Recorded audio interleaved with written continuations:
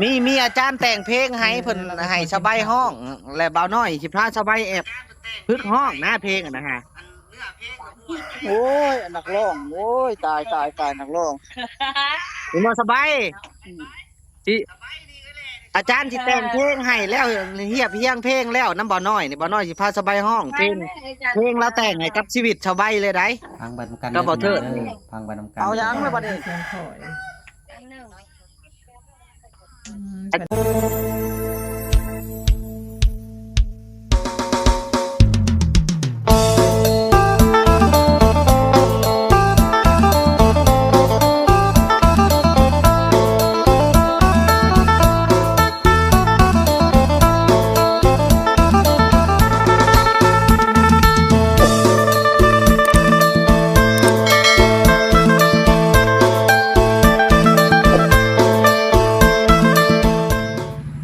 สบายดีพี่น้อง สบายดีเด้อพี่น้องเบิดสุขุสุคนบอกพี่น้องอยู่ฝั่งไทยฝั่งลาวและต่างประเทศก็ยินดีต้อนรับพี่น้องเข้าสู่ช่อง YouTube บ่น้อยวันนาอีกแล้วเมื่อนี้บ่น้อยก็ได้มีโอกาสได้โทรหาทางอันหาสบายเพราะว่าเพิ่นมื้อเช้านี้บ่น้อยโทรหาเพิ่นไปขอข้าวอยู่นำหน้าในบ้านเพิ่นมื้อเช้านี้พี่น้องก็เลยได้เว้านำเพิ่นมื้อเช้านี้เดี๋ยวมีคลิปอยู่พี่น้องสิเปิดให้พี่น้องเบิ่ง หน่อยว่าจะไปแจ้งสบายเรื่องอันถ่าย MV แล้วก็เรื่องที่อาจารย์เพิ่นแต่งเพลงให้สบายยังบ่ทันได้ไปแจ้งเพิ่นแล้วก็ยังบ่ได้ฮู้เลยว่าเพิ่นสิตกลงบ่พี่น้องว่าสิอันยอมเล่น MV บ่หรือว่าสิเป็นนักร้องบ่อันอยากเพิ่นสิให้ร้องเพลงนะพี่น้องตอนแรกก็ยังบ่ฮู้ว่าสบายเราสิตกลงบ่จักสิเป็นแบบใดเนาะ จักสิเป็นจังไดเนาะไปหาละ ติดตามรุ่นตอนต่อไป ติดตามต่อไปพี่น้องจักสิเป็นจังได หากันแล้วหน้าทงหนึ่งยังทงหนึ่งยังบ่มีโอกาสเวลาได้ไปหาเรา แต่ว่าบางมื้อใดที่ว่างกันไปเนาะบางมื้อแล้วก็ไปหาเรา จังสิได้ไปพี่น้องจากกินฮอดเราเนาะพี่น้อง กินฮอดอยู่เนาะ เพิ่งเลยบ่ได้เห็นเรานะเบิ่งอยู่คลิปแต่ก็เห็นเราแบบว่าเปลี่ยนไปแฮงนะเราคืออารมณ์เราแบบฮ้อนๆช่วงนี้นั่นแหละก็เป็นห่วงเรา ตอน คิดฮ นั้ อน ดเราอยู่ ตอนพาเราไปเอ็นซิโนเราก็คือเว้ารู้เรื่องเนาะ แม่นแบบว่าเป็นบางอารมณ์ บางอารมณ์ บางอารมณ์ก็แบบว่า อารมณ์ดีบางอารมณ์ก็อารมณ์ร้อนนะพี่น้อง เป็นช่วงเนาะสบายเนาะ ห่วยสบายเนาะ สบายแล้วไปเป็นบางอารมณ์ เอาพี่น้องสิมาเปิดอันพังนำกันพี่น้องคลิปเสียงสบายไปฟังไปนำกันนี่แหละ เอามันน่ะบ่ลุ่มพุ่มปัวจังสิเอาไปใส่นี่ สิมื้อใดเจ้าสิมื้อเฮือนเจ้าน่ะอ้ายสิไปแว่อ้ายสิไปหาเจ้าก็เอ้ยแหละ เห็นเบิ่งนำ นี่พี่น้องเลย เพิ่นยังบ่แล้วนี่นาน่ะเนาะ มื้อนี่แหละคนมึงอะไรเกินคอยมื้อนี่ โทรหาเพิ่นบ่เข้า จ้างเจ้าก็บ่พอมันมาเลยเดี๋ยวมันมาขอเข้าในเตียงข่อยนี่ เออ มีอาจารย์แต่ง โอ้เราไทยมาสิ มาแม่เดี๋ยวนี้เลยที่ท่าน่ะ ตอนแรงอ้ายสิไปหาเด้ออ้ายยังกู้ข้าวอยู่ตอนนี้ มาตะแรง นะมันอยู่บ้านสว่างพุ่นน่ะอยู่บ้านน้อยพุ่น เพิ่นยังบ่แล้วที่นาน่ะเนาะนาเพิ่นไปรับจ้างน่ะ โอ้ยมันสิแล้วไม่ใช่เพิ่นบ่แล้วง่ายดอก เอันมีอาจารย์แต่งเพลงให้เพิ่นให้สบายห้องและบ่าวน้อยสิพาสบายแอบพึกห้องนะเพลงอะนะฮะ โอ้ยนักร้องโอ้ยตายนักร้อง คุณบ่สบายสิอาจารย์สิแต่งเพลงให้แล้วเฮียบเฮียงเพลงแล้วน้ำบ่าวน้อยนี่บ่าวน้อยสิพาสบายห้องเพลงแล้วแต่งให้กับชีวิตชาวใบเลยได้ พังไปนำกัน ก็บ่เทิด พังไปนำกัน เอายังเลยบัดนี้ เสียงถอยเพิ่นไป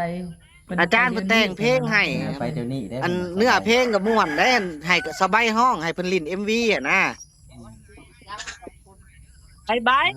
สบายนี่เอ้ยแหละนี่สบาย ใส่หมวกเดี๋ยวว่าเสียง สบาย ข้างใช่ข้างเนาะ เสื้อหอยคือ นี่เอ้ยแหละนี่ว่าน้ำเจ้าดูนี่ฮะ แม่นบ่ บ้าบ่ได้ยั เสื้อง ห ว่า อยบ่ทางหลังนึง ใส่นอก ตาใส่เสื้อแขน มา สั้น เดี๋ยวหนี ทาง เสื้อมาสิทหารนี่ ทางนอก โอ้โหมื้อแรงก็มื้อแรงนี่แหละจะไปหา คือเป็นแบบ บ้านนั้นว่าอยากได้โทรศัพท์ว่าเว้ยใครสิอยากซื้อให้เป็นข้างนั่นนี่ สิซื้อให้อ้ายแล้วนะสิซื้อให้เด้อโทรศัพท์เด้อ ไปนำกันเด้อพี่น้องเด้อถ้าหัวสบายก็ได้ บ่ ก็กับเขาน่ะเว้าดีๆแน่ ยังบ่แล้วนะอ้ายสิแล้ว โอ้ย ฮ่าฮ่า แล้วนะอ้ายสิซื้อให้เด้อโทรศัพท์เด้อ อยากจะเป็นส้มตำเนี่ยเป็นส้มตำจะตายแล้วอยากจะเป็นส้มตำนะ ฟังแหน่เว้าฮะ น้องบ่ได้ยินเนาะ สิพาเจ้าไปซื้อโทรศัพท์เด้อแล้วหน้าก่อนสิพาเจ้าห้องเพลงสิพาเจ้าไปซื้อโทรศัพท์เด้อ หาหรอกบ่เถิดเกี่ยว บ่ กับ เธอเกี่ยวกับสบายหาหรอก ไม่แล้วหน้ามื้อนี้แล้วมื้อแรงอ้ายสิไปหาเจ้าว่าก็แหละ เนาะบ่ฮู้ว่าเราเป็นอะไรหั่นน่ะ ละ ฮะ กัน สิขอข้าวกินแสดงว่า เถิดแล้วเถิดสิไปหา ไป ผู้สาว ทำกัน ป่า พี่น้องเอ้ย อย่ามัน สิเว้านะบ่เห็นในห้องตายอยู่แต่กลางคืนจนบ่ได้อยู่ได้นอนมันบ่เห็นมันเขาเดียวในห้องที่ว่าเพิ่นมื้อเพิ่นคืน ไอ้คานนั่นเจ้าอันอยู่ในเพียงหน้าเจ้าบ่ตอนนี้เพิ่นน่ะ เสียงหน้าคนนี้แหละเนี่ยมันมาขอเขากินนี่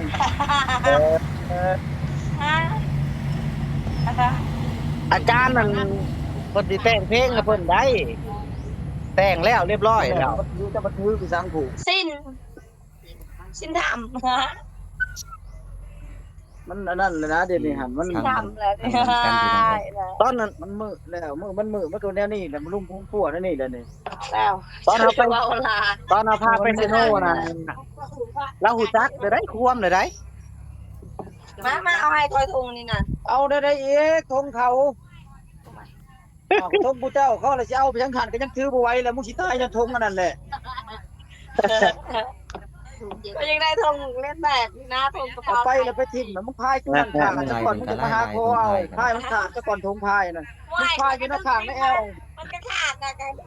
ทั้งหลังมึงกับทงลูกกูนี่น้ำพายนี่กับทงเมียกูนี่เอาให้มึงสิอังจะเอาไปอยู่กูได้ทงแหละ ไม่ยังงั้น ตัมโบ้ เสื้อน้อยเพิ่นก็คือใส่ออกข้างนอกนั่นน่ะนะ อีล่ะ แต่มันใส่บ่ได้หรอกใส่สมกูนั่นแหละสมใส่สมบันนั่นแหละ เพื่อน สบายนี่ เอ็กมาให้มึงลายอยู่เขายังได้มี ตอนเว้ากับอันเว้าน้อยเท่าแหล่แล้วก็ ก่อนยังมีคำว่านั่น เราคือเว้ารู้เรื่องได้ บ่ของมันสิหายหัวมึงเอาสิ เพื่อนก็พ่อ เอ้าพี่น้องเอ้ยหลังจากพี่น้องได้เบิ่งคลิปเราจบแล้วนะพี่น้องมีความคิดว่าคิดเห็นว่าจะใช้ ใช่ละเอาแม่ เอาได้นั่นแหละ สบายนี่สิห้องได้บ่สบายนี่ ว่าเราสิหับปากบ่เราสิห้องได้บ่พี่น้องว่า แต่ก็สิลองเบิ่งเนาะ แต่ก็สิลองทำแล้วเบิ่ง เพราะว่า ย่านนะย่านว่า พอฮอนเมื่อที่อาจารย์มาแล้วย่านแบบย่านเราบ่แบบเราปีดนะแบบเรา เราปิ่นคำเนาะ แบบเราปีนคำเราเปลี่ยนไปนี่แบบอารมณ์โหดไปนะ เพราะว่า แต่ว่าเฮาต้องถามเราก่อนว่าเราสิตกลงบ่ไปนี่นะ ต้องถามต้อง แม่นต้องถามสบายก่อน ต้องอ้อยแล้วอีกได้นี่เนาะ ถามบ่เถิดก่อนไปนี่นะ ถามบ่เถิดต้องให้เราเข้าใจ บ่ เนาะ เฮาบ่อ้อยได้แต่ว่าเฮาสิไปถามคนในใจเราว่าเราสิหับปากบ่ว่าเราสิห้องบ่เพลงหั้นนะแต่ถ้าเราบ่ห้องก็หาคนใหม่พี่น้องเอ้ยให้อาจารย์ หาคนใหม่บ่ได้ เพราะว่าอาจารย์อยากให้เราเฮ็ด แม่นเพลง ให้ เพลงนั่นน่ะเป็นเพลงที่แบบว่าเกี่ยวกับชีวิต แม่ สบาย เกี่ยวกับชีวิตชาวบ้านพี่น้องแล้วก็ให้สบายบ่เถิดให้เล่น MV อะนะ เดี๋ยวดีนำร้องเพลงนั้นบ่ ห้องเพลงนำให้สบายห้องเพลงแหละเล่าเล่น MV เองเล่ากับบ่เถิดนะอาจารย์เพิ่นแนะนำมาแบบนั้นพี่น้องเอ้ยแต่ว่าปัญหานี่ กัน ต้อง น่าสบายเลย ปัญหาสบายแต่ว่าถ่ายเนี่ยมันก็บ่ได้ถึงหรอกเนาะเพลงเดียวมีแต่3-4 นาทีนะครับพี่น้องเอ้ยถ่ายเขาสากเขาหยังกันแต่ก็ลองเบิ่งพี่น้องเอ้ยรุ่นไปนํกันเลยพี่น้องเอ้ยบ่น้อยก็บ่ฮู้กันว่าสิเป็นจังได จะมันสิแนวใดเนาะ จักสิเป็นจังไดบ่น้อยสิไปหาเราก่อนพี่น้องเอ้ยสิข่อยลงกับเรากับเซาแหลเบิ่ง เรา ละเอี ถาม ยด เราก่อนเนาะ แม่ต้องถามเราก่อน เราเห็นดีเห็นพร้อมบ่ไปนี่นะ หากเรามักห้องเพลงได้เนาะ แม่เรา สบาย ร้องเพลงเสียงเราก็ม่วนเด้สบายนะสระเองสู่เราบ่ได้เราร้องม่วนได้สบายฮอดท่าแขกแล้วอายเดี๋ยวเราสิได้ส่งเดี๋ยวนะ เราห้องหลายเพลงเลยพี่น้องเอ้ยเพลงหลายเพลงเสกโลโซเราก็ห้อง เพลงยุคเก่าๆนะยุคอัน 90คือว่าเพลงดังๆแต่2005 2006แล้วห้องได้เบิดเพลงสบายดิพังเบิ่งมื้อนี้พี่น้องเอ้ยแล้วเขาแล้วน้ำหาก็แล้วบ่น้อยก็หาก็แล้วทงหนึ่งก็ซะแหละยังอีกทงหนึ่งหน้าหวานจังสิได้ไปหาเราพังเบิ่งต้นแรงๆเนาะ แรงๆฮู้ว่าเราอยู่ในไส ยังบ่ฮู้ได้บ่น้อยก็ยังบ่ฮู้ว่าเราอยู่หน้าไผพี่น้องเอ้ยคันว่าฮู้แล่นตรงไปสิไว้กว่าเนาะถ้าว่าไปถามเราเนี่ยก็สิซ่าแน่พี่น้องเอ้ยถามหาเนี่ยก็ได้ ติดตามตอนต่อไปพี่น้องว่ามันแรงเขาน้อยกับซาแหละสิได้ไปหาสบายบ่ นะก็บ่มีหยังหลายเด้อพี่น้องเอ้ยสำหรับคลิปนี้ก็ได้บ่น้อยกับสาวแหลกก็สิ สบายดี ขอโตวไปก่อนพี่น้องเอ้ยไปหาหมัดเข่าก่อนบัดนี้เอาสบายดีพี่น้อง